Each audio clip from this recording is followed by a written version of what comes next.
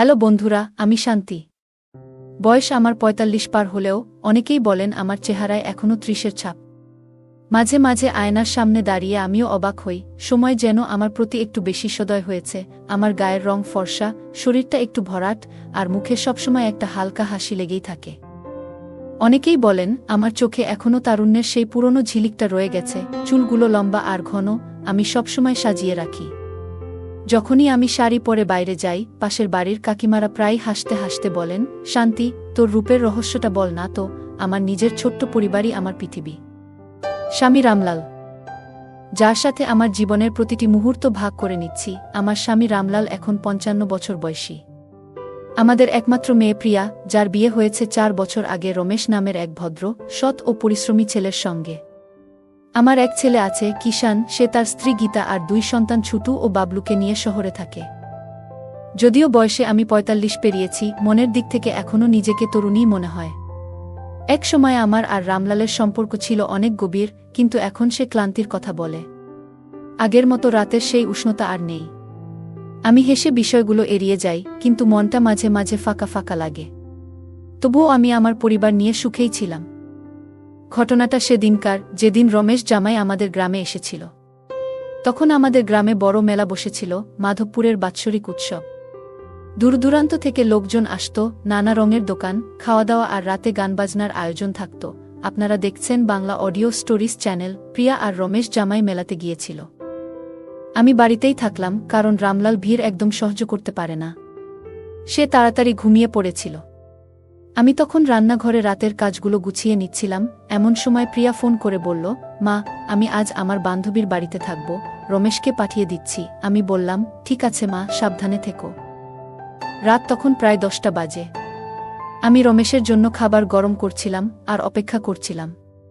এমন সময় দরজায় টোকা পড়ল। রাত তখন গভীর। দরজায় টোকা পড়তেই আমি এগিয়ে গিয়ে খুললাম। রমেশ দাঁড়িয়ে ছিল, চোখে লাল ভাব, চেহারায় ক্লান্তির ছাপ। বুঝতেই পারলাম বন্ধুদের সঙ্গে মেলায় একটু মজা করে এসেছে। আমি কিছু না বলে ওকে ভেতরে ডেকে নিলাম। বললাম, চলো, খেয়ে নেও। ও হেসে বলল, মা, আপনি আজ অনেক সুন্দর লাগছেন। আমি হেসে উড়িয়ে দিলাম। এমন কথায় কখনো কখনো বলে ও, মজা করে। খাওয়া শেষে ও নিজের ঘরে চলে গেল। আমি তখন আমার কাজে ফিরলাম। মনে পড়ল প্রিয়া যে শাড়িটা ধুয়ে রেখেছিলাম সেটা বাইরে আছে। আবহাওয়া বৃষ্টিভাব, তাই শাড়ি ভিজে যাওয়ার ভয় ছিল। দৌড়ে গিয়ে শাড়িটা নিয়ে এলাম।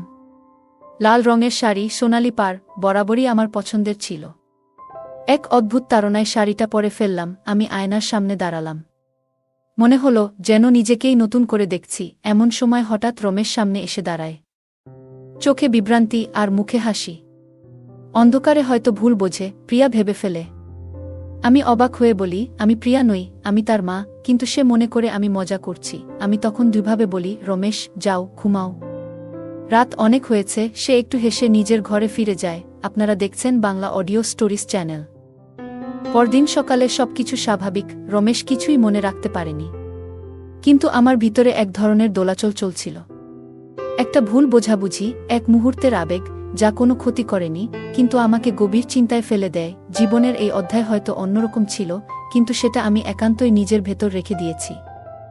আমি ভেবেছিলাম সেই ভুল আর কখনো হবে না।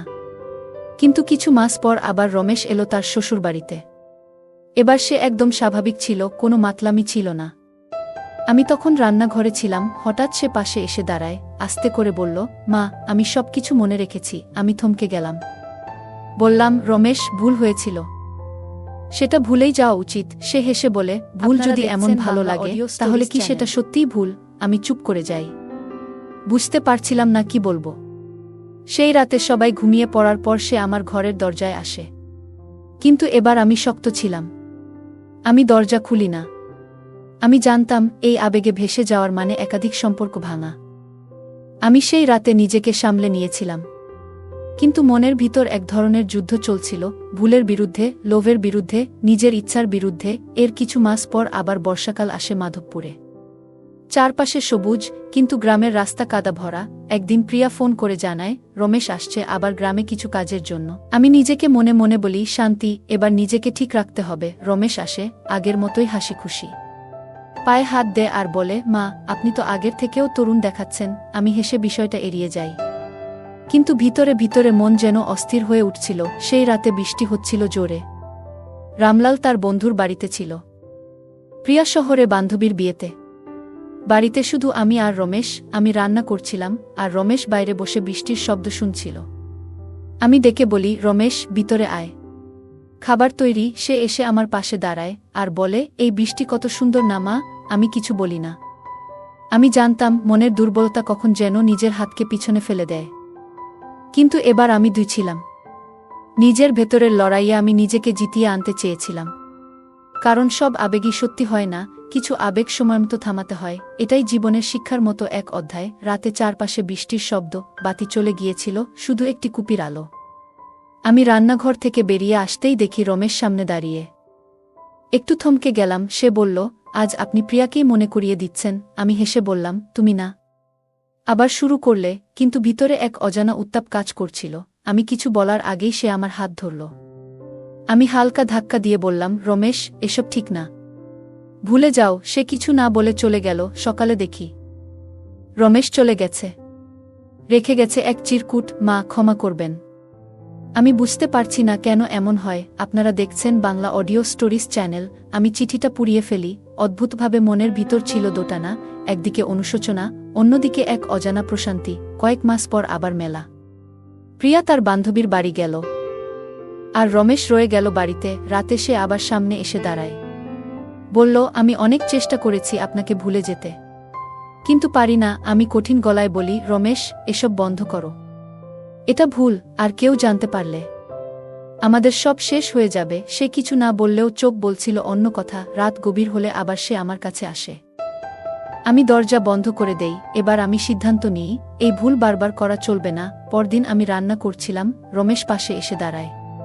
খুব স্বাভাবিকভাবে গল্প করতে করতে হঠাৎ আমার হাত ছুঁয়ে দেয়। আমি থমকে যাই। বলি, রমেশ, নিজের সীমা বুঝো। সে বলে, আপনার চোখে যা দেখি তাতেই আমার সব দুর্বলতা ফিরে আসে। আমি নিরুত্তর। একটা অস্থিরতা আমাকে গ্রাস করছিল। প্রতিবার যখন রমেশ আসে, সেই পুরনো টান ফিরে আসে।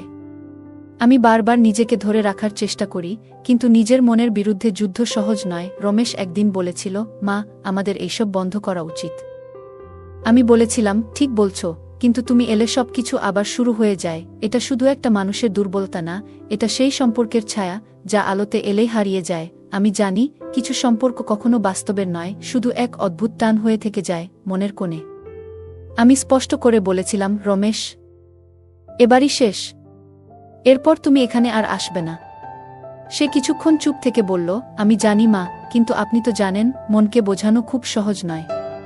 সেই রাত ছিল আমাদের কথোপকথনের শেষ অধ্যায়। আমাদের মধ্যে যা ছিল তা হয়তো একটা ভুল অনুভব, বা হয়তো শুধুই একরকম আবেগের দুর্বলতা। সেই রাতের পর আমি সত্যিই ভেবেছিলাম, সব শেষ।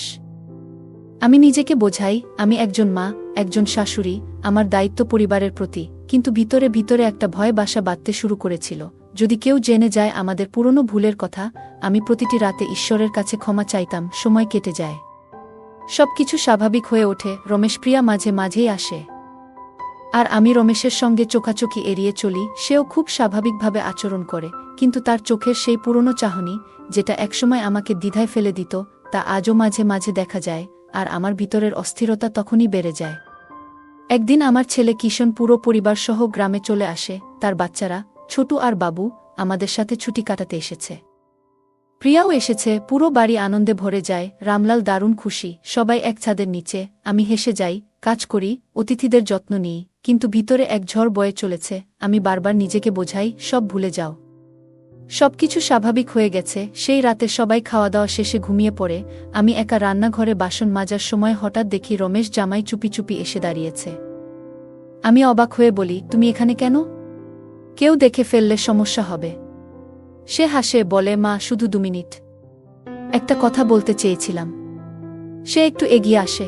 আমার ভিতরে আবার সেই পুরনো অস্বস্তি জন্ম নেয়। আমি চোখ নামিয়ে নিই। মনে হচ্ছিল অতীতের ছায়া এখনও আমাকে তাড়া করে ফেরে। আমি তাকে শেষবারের মতো বলেছিলাম, এই দেখা আমাদের শেষ দেখা, এরপর তুমি আর এখানে আসবে না। রমেশ আমার দিকে চেয়ে রইল, চোখে একরাশ অস্থিরতা। সে বলল, আমি চেষ্টা করব মা, কিন্তু আপনি জানেন, নিজের অনুভূতিকে থামানো সবসময় সহজ হয় না। সেই রাতের পর আমি প্রতিজ্ঞা করেছিলাম, আর না। আপনারা দেখছেন বাংলা অডিও স্টোরিজ চ্যানেল। আমার দায়িত্ব আমার পরিবার, আমি একজন মা, একজন স্ত্রী, একজন শাশুড়ি, কিন্তু ভেতরে একটা ভয় যেন সারাক্ষণ লুকিয়েছিল, যদি আমার পুরনো ভুলের ছায়া সামনে চলে আসে। সবকিছু তখন শান্ত মনে হচ্ছিল, কিন্তু একদিন এমন এক মুহূর্ত এলো যা আমার জীবনের সবচেয়ে অন্ধকার অধ্যায় হয়ে থাকবে। রাতের সময় সকলেই ঘুমিয়ে পড়েছে, আমি রান্নাঘরে বাটিগুলো ধুচ্ছিলাম। হঠাৎ রমেশ পিছন থেকে এসে দাঁড়ালো। সে বলল, মা, একটু কথা ছিল। আমি রাগে বললাম, তুমি এখান থেকে চলে যাও, এভাবে আসা ঠিক না। সে আমার হাত ধরল, আমি হাত ছাড়ানোর চেষ্টা করলাম। ঠিক সেই মুহূর্তে হঠাৎ পিছন থেকে এক কণ্ঠ শুনি, মা। আমি চমকে তাকাই, সেখানে দাঁড়িয়ে ছিল প্রিয়া, তার চোখে জল, মুখে অসীম কষ্ট আর অভিমান। সে বলল, মা, আপনি? এটা কি দেখছি আমি? আমার মুখ থেকে কোনো কথা বেরোল না। রমেশও মাথা নিচু করে দাঁড়িয়েছিল। প্রিয়া কেঁদে বলল, আপনি আমার মা ছিলেন, আজ আপনি সবকিছু ভেঙে দিলেন। সে চলে গেল, আমি তার পেছনে দৌড়ে গেলাম। বেটি, শুনো, ব্যাপারটা এমন না। সে আমাকে সরিয়ে বলল, আপনি আমার বিশ্বাস ভেঙেছেন মা, আমি আপনাকে কখনো ক্ষমা করতে পারব না। তার চোখের জল আমার বুক চিরে গেল। রাতে সে সব কিছু কিষণ ও রামলালকে বলে দিল। রামলাল কিছু বলেননি, শুধু চুপচাপ এক কোণে বসেছিলেন। কিষান রাগে কাঁপছিল। মা, আপনি এটা কি করলেন? আমরা তো আপনার উপর বিশ্বাস করতাম। পরদিন সকালে প্রিয়া তার জিনিসপত্র গুছিয়ে রমেশকে নিয়ে চলে গেল। কিষণগীতা শহরে ফিরে গেল তাদের সন্তানদের নিয়ে।